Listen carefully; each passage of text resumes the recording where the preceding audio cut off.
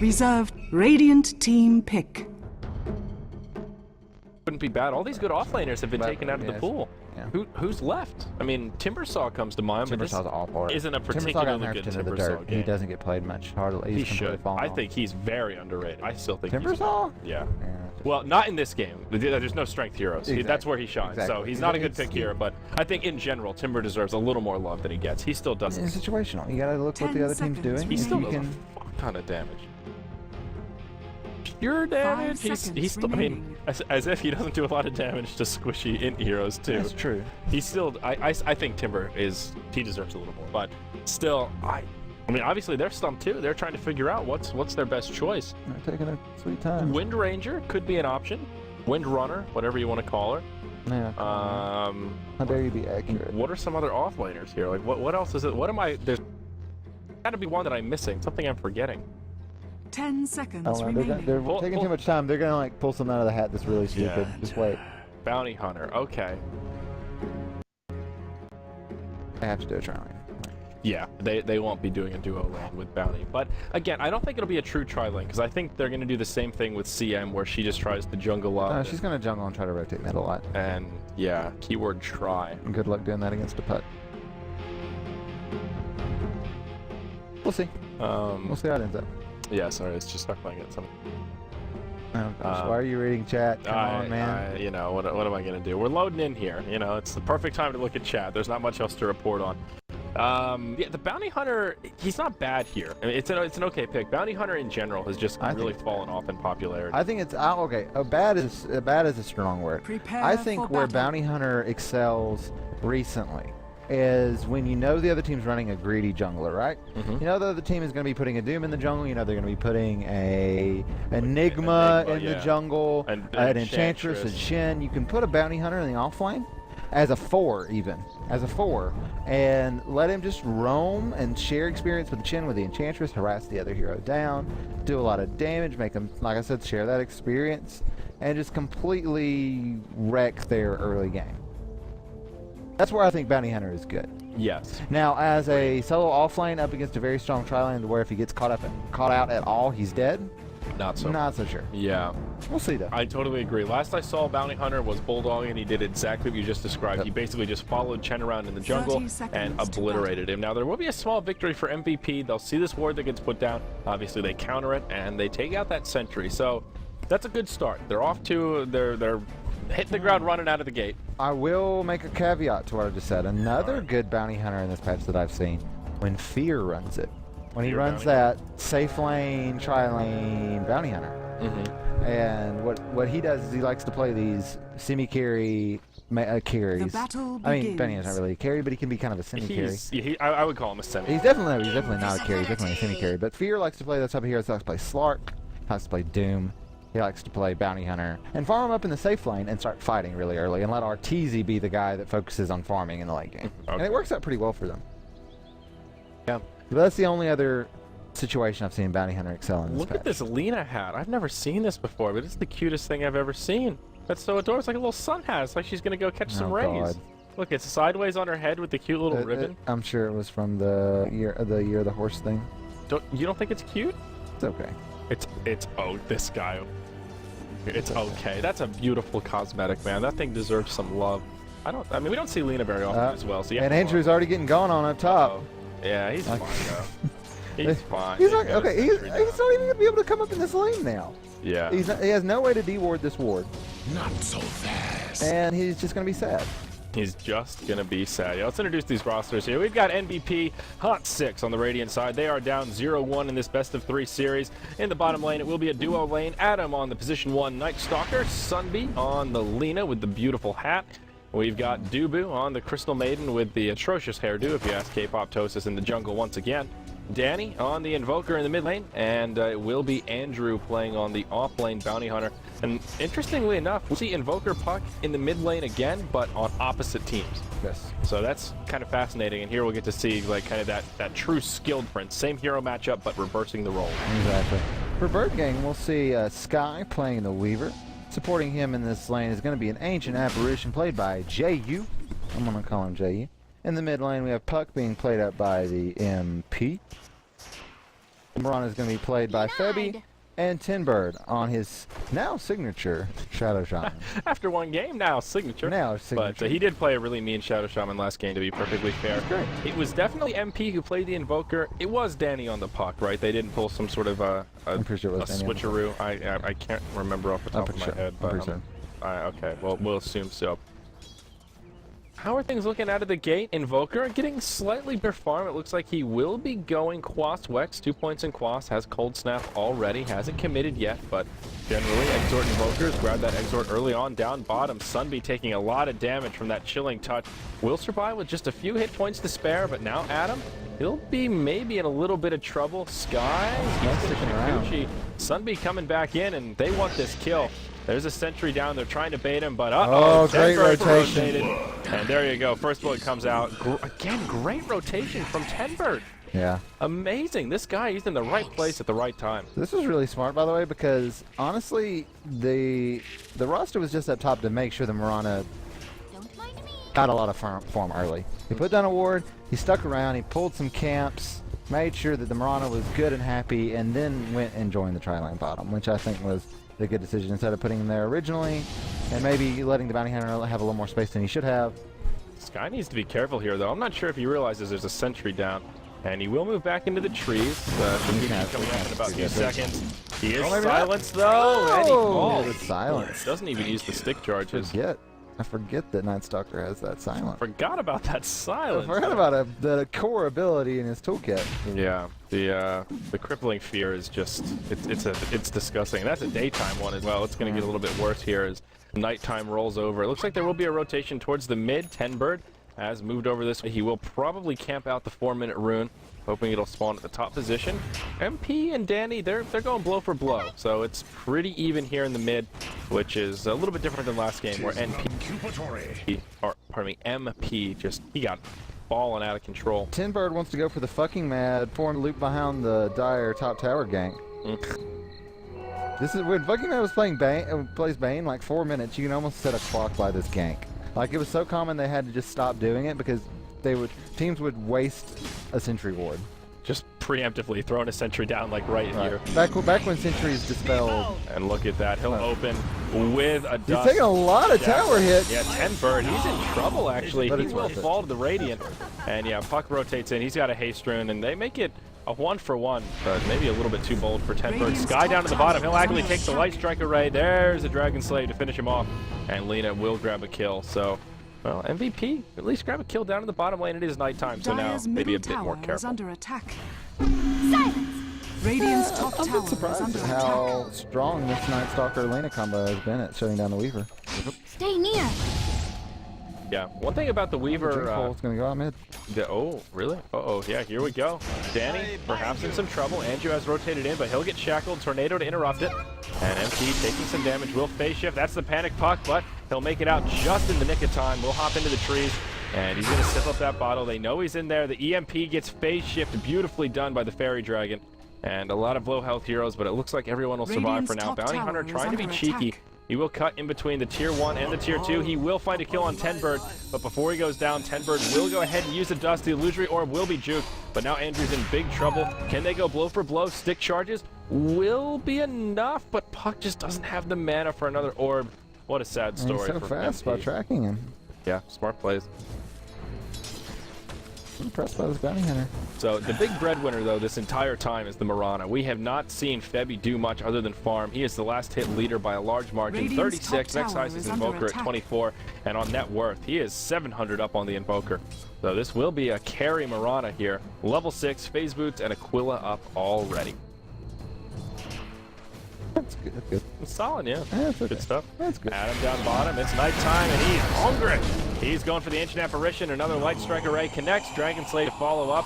And when you open with that Void, man, it makes for an easy Lena stun. This isn't like a lane duo that you normally think of as potent, but they do a lot of damage. Adam going blow for blow with Sky, but Tenbird ports down, and he'll clean up with an Ether Shock.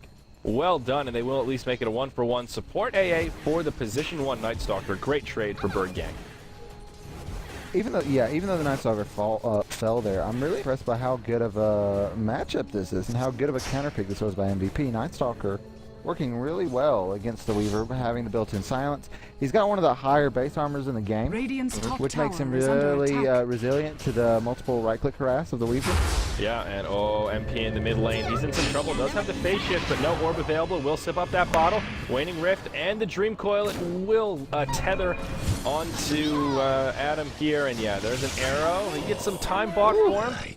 Compliments of that EMP, but it's not enough. At least they make it a 1-for-1 before the Night Stalker falls, but Puck will also take his fill. This is a little bit scary for Night Stalker. This is the time when he needs to pick up kills, and he's now died twice back-to-back. He did grab a kill there, but I would say that's not worth it. No, I mean, it's arguable because he did get the kill first, which means he does get the experience from the kill, whereas the Puck does not. But at the end of the day, it's trading your 1 for a 2. When it's a Night Stalker at night, he shouldn't be really dying at all. And Dubu, he'll walk right into Febby, Tenbird, who were smoked up. They move into the Radiant jungle. They'll find a free kill. Now Andrew rotating in on the Bounty Hunter, scouts it out a little bit. Melina hiding behind the tree line. She's not quite level 6, so can't just Laguna blade the victory, but will connect with another nice stun, and that sets up for the kill. That's a track kill as well. Is this a bug? I don't see any items in Febby. And okay, so Tenbird just had to buy boots, Iron Branches, and Town Portal Scroll. I didn't see anything in his inventory before that kill. Yeah, it must be a bug. I see his stuff. Okay, that was weird, because I was watching him go away. He had no items in his inventory. Yeah. Okay. Febby will grab the regeneration rune. That's where things will... Oops, I hate when I do that. When I accidentally click on that portrait and it goes into role-playing mode. Puck is going to be in some trouble here in the mid. Andrew coming in will open up with a crit. Illusory Orb back, and yeah, MP will be just fine. JU is on the high ground. But this Lina has really been on point with her stuns. Light Strike Array is not an easy ability to use, and they have had abilities to make it easier, of course, slows, so it's easier to line up, but she's still done a great job and connected at those stuns, with those stuns at the crucial times. I'm still confused about this Tenbird thing, because he's been involved in 2 kills. He should have more than boots, 2 branches. He has died 3 times, though, That's which is another problem. Okay, I'm just going to resign to it being a bug. Okay, whatever. Yeah. So there is actually a pretty big rotation towards the mid lane here. There are 3 heroes, and Dubu is in the jungle, kind of nearby. They really like this jungling Crystal Maiden, and I still just... I struggle to see the real Radiant's top here. There are a lot of other heroes that just do so much more with less, and they have let Febby just to his own devices. He's still the last hit leader. He'll get a free tier 1 tower in the top lane, completely uncontested. And even though Mirana isn't really considered a hard carry, she still does scale with farm. She's still an agility hero, and she can carry, especially if she stays #1 on the net worth chart by a margin such as this of about 50%. Right. Yeah, she's not your typical hard carry, but I mean, what typical hard carries do you see being played a lot right now that aren't named Morphling? And even, I mean, we argue about the goodness of Morphling. Ember Spirit, yeah, he's a hard carry, but he's like carry.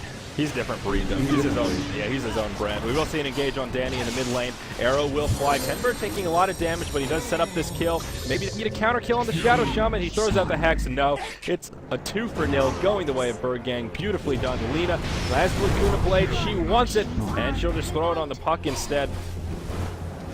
Now, Febby could actually be in some trouble. He'll take a Frostbite. Does not have Elite, but has a Moonlight Shadow available. He will be able to burn it if things get sticky. Well, a 2-for-1, but yeah, again, another good exchange for Birdgang. And they've got about a 3,000 gold lead. Experience not too much in their favor, but they're still doing just fine. And again, they've got the better late game. They've got this farming Mirana, and then they've also got Weaver, who maybe his farm isn't great, but he is still a hard carry. Right. And I mean, MVP, like, they're just not really farming here. They're like moving around a lot. If you're expecting to move around this much, trying to make stuff happen as much as they are, like, they need to be up by a lot more than 1 kill. Their hard carry, quote unquote, Night Stalker, who was in the safe lane, has 25 last hits at this point. Well, Invoker, he'll get picked off. Time lapse back from the Weaver. Febby will take a silence, but he can just hop back to safety now. Yeah. And find a free kill on the Invoker. That's it, maybe. Can they turn this into something else? Lina, again, a beautiful Light Strike Array. Dragon Slave connects on 2, but it's just not enough. Now the Puck comes in. Dream Coil finishes off the sisters, and they will both fall. Andrew and Adam looking for a recovery kill. They might be able to grab one. There's the ultimate from Night Stalker. Tenbird, he's in some trouble. There's a track kill. Again, will get off the dust before he falls. The question is, will the follow-up be there? Puck was in kind of... awkward position, but we'll just scoot back. Arrow flies, we'll be off the mark. But yeah, like, Birdgang was able to fight 4v5 for the first 10 minutes of this game. Yeah, ooh, Weaver, he will be able to Shikuchi before the silence comes. Ooh. Walk away. If they had silenced first, that might have been a kill. But, yeah, a little bit of a misplay there from the Night Stalker. And it still would have been a difficult kill. They would have had a small window, but yeah, no reason to avoid first there because, as we know, slows don't really do a hell of a lot against Weaver in terms of setting up kills. Dire's bottom tower And is under Marana, attack. 4-0-3 still, just looking at the net worth. I feel like I'm beating a dead home button. Now she's effectively doubling the leading farmers on MVP. It's pretty dirty. Tier 1 tower bottom, taking some heavy pressure from MVP, but the Ancient Apparition ult will fly in. It will connect with all three. Radiant's Marana on the other side of the middle tree tower is line, under looking attack. for an arrow opportunity. Looking for that opening. I don't think they'll go over. I don't think they're going to overcommit here. They just want to defend this tower. They don't really want to pick a fight. They're spread out. And see, you see the strength of Birdgang supports here. So they can't even, MVP grouped up as 4 Radiant's to push middle down tower the has easiest tower to fallen. kill in the game, which is the Dire short lane tower. And they can't do it against one Weaver and one Ancient Apparition. Yeah, and then meanwhile, Birdgang go mid, and they take out the tier 1 with the Rasta wards and Puck. So Right. that was just a disaster Radiant's for MVP. They middle put a lot tower of is under resources into attack. that bottom tower. Like you mentioned, they didn't even finish it off. Then they lost one in the fray. So things just getting worse here for our Radiant side. About 5,000 gold, 3,000 experience. A couple of smokes coming out though. One on Lina and one on the Shadow Shaman here. Rasta. Radiant's bottom Rasta tower pasta. is under How attack. come they couldn't name him Rasta? Why did he have to be Shadow Shaman? I mean, they just tried to stick to more of the like More less descriptive. named, yeah. Yeah. There's not a whole lot. I mean, Marana. They only took the names of ones where the copyright was an issue. Like Priestess of the Moon is a Blizzard thing, so she had to be Marana. Jay. Dire's gonna go middle on top. tower is Uh-oh. under attack. Oh yeah, that's going to be a Person down. solo kill. There you go, Bounty Hunter, making it happen. Still, only a kill on the Ancient Apparition. It's nice, Radiant's but bottom not the end of the tower is world. under attack. And they didn't have any heroes around to share the track gold with. Yeah, so, I mean, nice little Good. solo It's kill. definitely good, but it's not. Solo kills are never a bad thing, but not really a game changer. So BG will Dire's group up. middle They're going to tower pressure this is bottom under tier 1. attack. And Glyph is available for MVP, Radiant's so they bottom could make a tower hold is under here attack. if they were so inclined, but they don't want to. They're just going to watch this tower fall. They'll save the Glyph, and Birdgang will grab another free Radiant's tier 1 bottom tower. tower That'll take has the total fallen. tower count now 3-0. They will smoke up, and now they are looking for Dire's a middle kill. They will tower be is under aggressive, attack. rotating through the Radiant jungle, and oh no, they're going to bump right into the Lina and Bounty Hunter. This is going to be disastrous. Haste Rune, it will get picked up by Andrew. The Dire's dust top actually tower falls is under short. attack. Okay. So never mind, the 40. smoke will get revealed and nothing bad will come out of it. Maybe a small stroke of luck there. Stay near. That dust. It's a little bit too early, but oh, Adam, he gets caught in the Dream Coil. Dire's EMP comes out, arrow flies, will connect on the Night Stalker from long range. Ancient Apparition ult flies, that's enough to finish him off. Not a good way to start off this fight if you're MVP Hot6. Now Dubu, he's under hot pursuit, and he'll actually double back a little bit. Yeah, see you later, Crystal Maiden. And they wasted a Laguna Blade on Sky, and it still didn't kill him. Yeah, He didn't even have to time lapse. he doesn't have enough mana. He just scoochied away, and it was fine. Oh my, MVP just in disarray. It's 10-12 on hero kills at the 15-minute mark, but that's very misleading. 7,500 gold, 3,000 experience, and now Birdgang, the right idea. They'll move straight into the Roach Pit. And what can MVP do to contest this? Normally I would say, against a Night Stalker, it's nighttime, you don't really want to move into Roach, but You've got Rasta on Dire's side. yeah, you've got Rasta on Dire. Night Stalker's dead. This is easy peasy. You have Rasta on Dire, you know, just forgiven. Andrew tries to walk in for a potential Roshan snipe, Aegis steal, but they've got a sentry down. Birdgang are too smart for it. They'll destroy him, and that just ends up being a feed. Honestly, what are you going to do? Past 15 minutes, Rasta has, he's got definitely has wards at 15 minutes. Yeah. Sometimes if he's had a good game or he's your mid-hero, he might have 2 points in wards. What are you going to do? You're going to go in as 5 and fight on wards, on top of wards? What are you going to do? It's way too easy to Is take Rasta Roach. the hero that you said, like, on Dire side, he's got, like, an 69% win rate at this point. on Dire? And on Radiant, it's Like like 48. 40. So, like, an absurd disparity between Rasta on Dire versus 20% is Radiant. pretty ridiculous. And That's- he's that's been like picked beyond 44 times variance. on Dire and 33 times on Radiant when I ran the numbers. Yeah. So a big enough sample that you can pretty decisively say that that's not just variance. It's more than that. I honestly feel that Shadow Shaman is first pick on Dire. If you're Dire, you should be trying to first pick it. If you're on Radiant and you know the other team runs Shadow Shaman, you should first ban it. That's how strong I think the hero is right now. Yeah, it's true. He really has a big impact on Roach. Wow. So, yeah, Aegis up on Febby now. His farm's still continuing to impress. He's got a Yasha to go with his drums, and BG, they are just getting aggressive. Invisibility rune up on Puck. They see Danny in the mid, but dude, he'll just walk right into him, and they finish him off. Marana grabs the kill, and Andrew just walks right into it. Dream Coil comes out. Tornado does fly right through the pack, but Birdgang they'll be on the defensive here. They'll back up. I know we've been harping more on MVP this game, but some of these solo Dream Coils have not been the best. Yeah, okay, Rasta Wards come out though, and now Andrew's in trouble. They have the crowd controls, but will it be enough? No, he'll walk away with 15 hit points to spare. But meanwhile, another fight breaking out down bottom here. Weaver doing a fair bit of damage, taking some as well. He gets Laguna Bladed. We'll be able to time-lapse the full health. Invoker falls. Oh, boy. Weaver's not just... I guess he's a good Laguna target, but you can't use it that way. You have to lock him down and use it as a finisher before he time-lapses. Yeah. Not the opener without enough follow-up to kill him. Exactly, because the thing is, if you do it as an opener, he's just going to time-lapse back. Yeah, he just time-lapse right away. So he needs to be a little more patient with those Laguna Blades. Yeah, you need the... Really what you want is the Night Stalker to go in, drop his Crippling Fear of Void Rotation. That should be enough to get him low enough, and at least he's silenced. Laguna Blade, then if he's not dead, Dragon Slave. That should be enough he's to just finish. not being patient enough. Yeah, getting a little... Trying to make things happen. Getting a little bit too excited there. And, oh, what's this bounty hunter doing? He's hoping for a courier here. This is... I mean... you might get the courier, but at this point in the game, your farming is more important. Shadow Shaman, if only he had a gem, that's a free kill. But, yeah, I guess he's hoping, like, the courier will come in, and they're so far out of the base that maybe they can make something happen. But, oh, Dubu. He could be in some trouble. No, maybe it's Puck that's in trouble. He'll walk right into 4. Tornado off the mark once again. And there's a Dream Coil. Connects with 3 of the 4. Febby hops in. Puck dies, but down goes the Crystal Maiden, doing a lot of damage to Danny. He'll be the second one to go down on the side of MVP. Shackles on the Night Stalker. It's daytime as well. There's the Hex. Godlike streak on Febby. He is 9-0-6. And I have a feeling it's about to be 10. The arrow is off the mark, but it doesn't matter. Triple kill for the Marana. Bounty Hunter is still just having a dance party here. He's like, screw you guys. Like, I don't want to be a part of this. Oh, my. I don't want to be a part of this game anymore. I'm just going to try to find me a courier. Yeah, like okay, here we go. This is it. We have a... Houston. We have a bogey. We have a bogey. Here comes. Oh, no! They know! He moved. Did he move inside of the tower? I don't know. Or are they just suspicious because he's been missing for so long? Oh my gosh! I mean, he's been standing there for oh my gosh! Just a minute. Oh, that time, and then they move it away. That's like going in for the long con. And Febby is finally going to fall, but he has the Aegis. He's got the Aegis. It's not in vain. They do get a kill on Dubu. And Sky comes in. He'll take a rotation from Adam. Light Strike Array off the mark, trying to time it after the Aegis. And Birdgang, they're going ham at this point. 20-11. Oh boy, there's the arrow, and it will be off the mark this time. Bounty, he's literally just AFK here. He's still here. Look at him.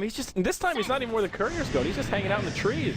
Report BH AFK. Yeah, I mean, honestly, I don't know if this is like part of a strategy or if this is just a rage. Or at this point, Radiant's middle tower has fallen. I mean, they realize there's not much saving this game. He might actually find it. No. But if he does, if he goes for it, Timber's going to kill him. Yeah. I like that Birdgang are being, like, their control of this courier is really good. They're flying it over the trees. He wants it. He's going to dive the base for it. Go, Andrew. He really go, hates this courier. Andrew, come on. No. Andrew, why? This is too bold. Too bold. There's Tenbird with the LeMayo. Radiant's top tower. He's got the LeManays. I'm trying to think of a good metaphor for this, but I can't even think of one. I can't even. I've never seen a bounty hunter that dedicated to a courier. It's like, he waits it out for like I've got 3 minutes. One. It's like the sticky bandits in Home Alone movies. They keep trying. They keep trying to do these ridiculous like heists and stuff and breaking into houses with kids in them. But at every turn, they're just getting foiled. But yet they still keep trying. It doesn't matter. Like they know, like it's a cinematic experience. They're not going to win, but they keep trying. And they always fail.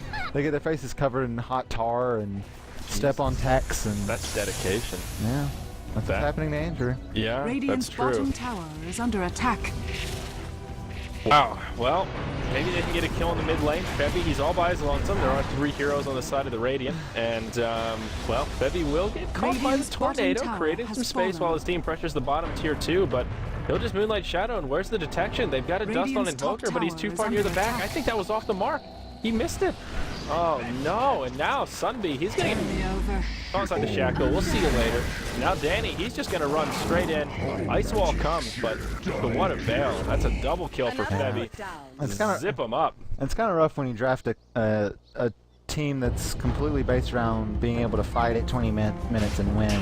Puck going ham down bottom. He'll go in against two. Coil comes out, grabs the kill on the CM. Now Adam will move out of the base, but uh-oh, Sky's joining the party. Yeah, Adam, you're in some trouble. Well, this is looking like we could be close to a GG here, K-Pop Tosis. I mean, still Bounty Hunter's just running around. He's straight just... He's just chilling. He's just. What's funny is that these teams are actually in the studio at the GOM TV. So I'd love to see the camera feed right now. I want to hear the Korean. Just sitting there, hands off the keyboard, just clicking and circles. The Korean caster, what they're saying.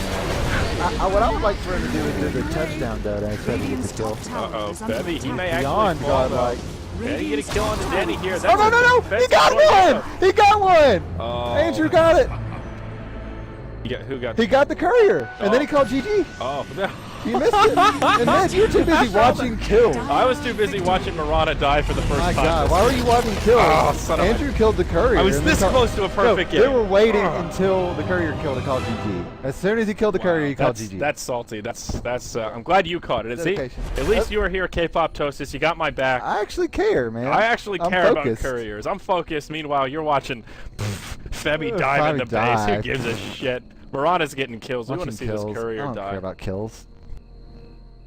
Oh man, so that was an interesting series. A little bit more one-sided. You know, today was a little bit backwards. I thought that first series was kind of the clear favorite. MVP Phoenix would take a quick 2-0. That ended up being a really good best of 3. The second series I thought would be a little closer, but Birdgang, they made quick work of Hot6, man. Great team. I was expecting Birdgang to win pretty handily in these games as well. Yeah. Maybe we looked at the Dota 2 Lounge odds, but yeah. I'm kind of impressed about how just how like promising Birdgang looked in these matches. Like these were they weren't even close. Yeah, especially that last game. I mean, you can't just leave Febby to free farm like that. Not only did they let him free farm, but they let him take down a tier 1 tower solo.